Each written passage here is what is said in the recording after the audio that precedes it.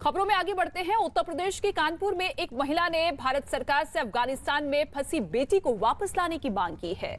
बताया गया है कि कानपुर की रहने वाली हिना खान 2013 में शादी के बाद अफगानिस्तान चली गई और 2 दिन पहले उसने अपनी मां को फोन पर उसे बचाने की अपील की, जिसके बाद से महिला पुलिस स्टेशन पहुंची और उसकी बेटी को वापस लाने की अपील की।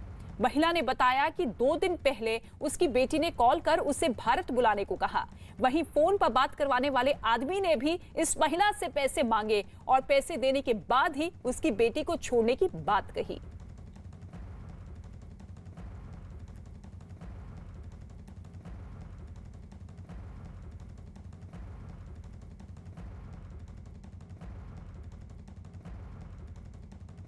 अरे अपनी लड़की के लिए कि हमारी बेटी आ जाए, रोती है वहाँ। कहाँ है आपकी बेटी? अफगानिस्तान में। कैसे गई थी अफगानिस्तान? अब वो जो है वहाँ काम करती थी मुंबई में, वहाँ से उसका इलेक्शन हो गया है, वो लेके चला गया। महिला की शिकायत पर पुलिस वालों ने विदेश मंत्रालय को इसकी जानकारी दी और हिना के अफगानिस्तान से वापस लाने की कोशिश तेज हो चुकी है। इस पे हमने जांच शुरू की है। अभी तक जो हमको तथ्य इसमें निकल करके आ रहे हैं कि इनकी शादी हुई थी मुंबई में। इनकी मां की शिकायत ये है कि इनको ह्यूमन ट्रैफिकिंग यानी बेचने का अपराध किया गया और उसके तहत ये काबुल के पास किसी स्थान पे हैं। मिनिस्ट्री ऑफ एक्सटर्नल अफेयर्स, विदेश मंत्रालय को भी हमने ये विवरण तत्काल शेयर किया है, जिससे कि वहाँ से भी कार्रवाई इसमें हो सके। न्यूज 18 लगातार हिना खान को भारत लाने की मुहिम में लगा हुआ है। न्यूज 18 लगातार हिना की मां और भाई के संपर्क में है।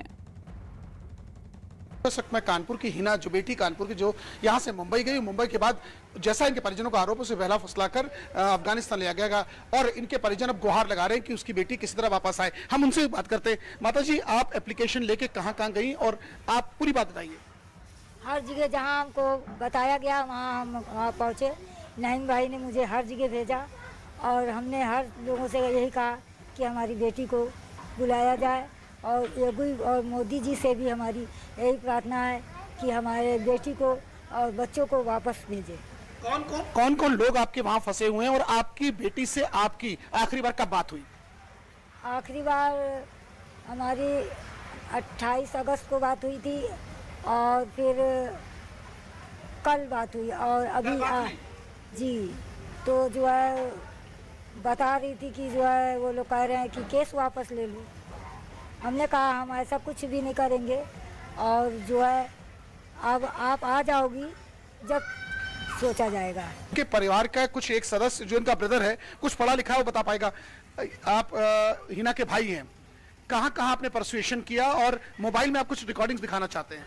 जी, सबसे पहले तो बाबूपुरवा थाना में और इसके बाद रवीना त्यागी जो DIG हैं, उनके पास कंप्लेन किया गया तो उन्होंने भरोसा दिलाया कि आप टेंशन मत लीजिए बेटा और पूरी कार्रवाई होगी और आपकी बहन आ जाएगी।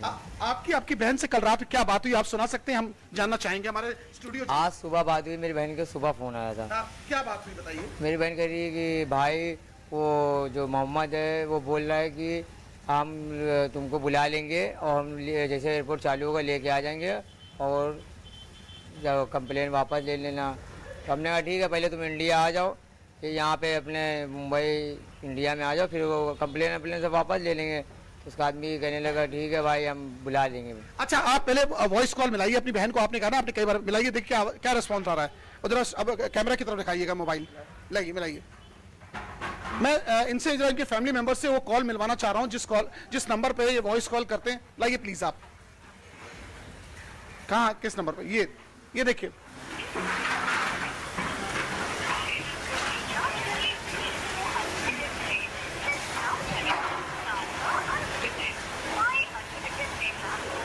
देखिए नंबर रिस्पॉन्ड नहीं कर रहा है। इसमें कामरान खान लिखा है। कामरान खान कौन है? भांजा है, मेरी बहन का लड़का है, भांजा है मेरा। कितने लोग वहाँ फंसे हैं आपके परिवार के? 4 लोग हैं, 3 मेरी बहन के लड़के बच्चे हैं और एक मेरी बहन है बस। अच्छा, तो आपने अपने बहनों ही से कभी बात की कि क्यों उसको छोड़ के चले आए? अब क्या प्रॉब्लम आ रही है? वो बॉम्बे क्यों कहा गया? फैमिली क्यों नहीं लाई? कल बहनोई का फ़ोन आया था तो बोला कि मेरी ये गलती है कि मैं उसको लेके नहीं आया और यही बात कि 7 साल उसको यहाँ तुम लोग से मिलाया नहीं, लेकिन आप लेके आ जाएंगे, ये मेरी गलती है। मैं रिक्वेस्ट करता हूँ कि लेके आ जाओ लेके आ जाऊंगा, परेशान ना हो। हालांकि न्यूज 18 द्वारा खबर दिखाए जाने के बाद अब हिना के परिवार को उम्मीद बंध चुकी है कि उसकी बेटी जो है जल्द ही भारत वापस लौटेगी। खबरों में आगे बढ़ते हैं और ये खबर जो है अफगानिस्तान से जुड़ी हुई खबर है, जहां तालिबान इस बार ईरान की तरह वहां सरकार का एक ढांचा बनाने के बारे में सोच रहे हैं। यानी अफगानिस्तान में ईरान मॉडल वाली इस्लामी सरकार बन सकती है। ईरान मॉडल में सरकार की सारी ताकत सबसे बड़े नेता के पास रहती है, जिन्हें सुप्रीम लीडर कहा जाता है। ईरान में अभी supreme leader Ali Husaini Khomeini हैं, जो 31 साल से इस कुर्सी पर बने हुए हैं। ईरान की तीनों सेनाओं यानी कि आर्मी, नेवी और एयरफोर्स के कमांडर इन चीफ भी सुप्रीम लीडर ही होते हैं। ईरान का मुख्य न्यायाधीश कौन बनेगा, ये फैसला सुप्रीम लीडर ही करते हैं। सुप्रीम लीडर की मदद करने के लिए एक गार्जियन काउंसिल होती है, जिसमें आम बोलचाल में सुप्रीम काउंसिल भी कहा जाता है। ईरान की सुप्रीम काउंसिल में अभी 12 सदस्य हैं। सुप्रीम काउंसिल में 12 लोग कौन होंगे, इसमें भी सुप्रीम लीडर की ही चलती है।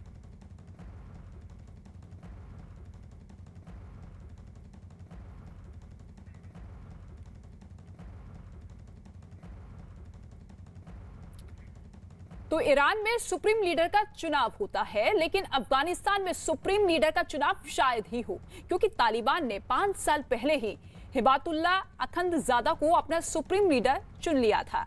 करीब 30 साल पहले जिन 3 लोगों ने तालिबान की बुनियाद रखी थी, उनमें अखंदजादा भी थे और अब तीनों में अकेले वही जिंदा बचे हैं और इसीलिए अखंदजादा सुप्रीम लीडर बन सकते हैं। ईरान में 12 लोगों की सुप्रीम काउंसिल है। तालिबान के कुछ नेता चाहते हैं कि सुप्रीम काउंसिल ईरान की तरह छोटी रखी हो, लेकिन सदस्य कम हो। तो तालिबान के सारे गुट और सारे कमांडर्स को कैसे खुश रखा जाएगा? इसीलिए यह भी चर्चा है कि अफगानिस्तान में 34 प्रांत है और हर प्रांत से तालिबान के बड़े नेताओं और उन प्रांतों में असर रखने वाले धर्म गुरुओं या कबीलों के सरदारों को सुप्रीम काउंसिल में शामिल किया जाए। तालिबानी आतंकवादियों ने अब लोगों के घरों के दरवाजों पर चिट्ठी चिपकानी शुरू कर दी है। ये चिट्ठी उन लोगों के घरों पर लगाई जा रही है जो तालिबान के खिलाफ चल रहे युद्ध में अमेरिकी सेना की मदद कर रहे हैं। इस चिट्ठी के जरिए तालिबान इन सभी लोगों से आत्मसमर्पण करने की अपील करता है और ऐसा नहीं करने पर मारे जाने की चेतावनी भी दी गई है।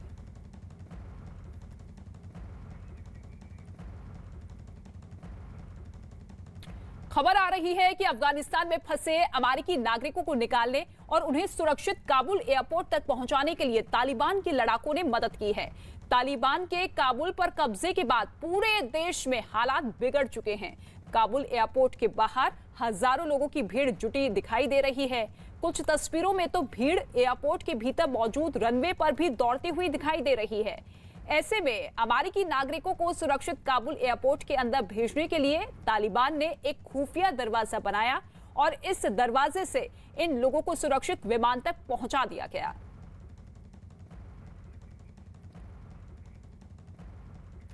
अफगानिस्तान में काबुल एयरपोर्ट के बाहर महिला फुटबॉल टीम के खिलाड़ी भी फंसे हुए हैं। ये सभी खिलाड़ी किसी दूसरे देश में जाना चाहते हैं, जबकि तालिबान लगातार वहां के नागरिकों से देश नहीं छोड़ने की अपील कर रहा है, जबकि वहां की तस्वीरें कुछ और ही बयां कर रही है। ये खिलाड़ी अपने सामान और परिवार के लोगों के साथ एयरपोर्ट के बाहर जुटे हुए हैं। इन महिला खिलाड़ियों को सुरक्षित बाहर निकालने के लिए 5 बार कोशिश की जा चुकी है, लेकिन अब तक कामयाबी नहीं मिली। पिछले हफ्ते इन सभी खिलाड़ियों को निकालने के लिए ऑपरेशन शॉकर बर्ल्स भी शुरू किया गया, लेकिन ऐन वक्त पर काबुल एयरपोर्ट के बाद धमाका हो गया, जिसकी वजह से ये लोग और ज्यादा वहां पर फंस गए। I've been competing on the Afghanistan women's national team for the last 6 years, and I'm currently the captain of the national team residing in Canada.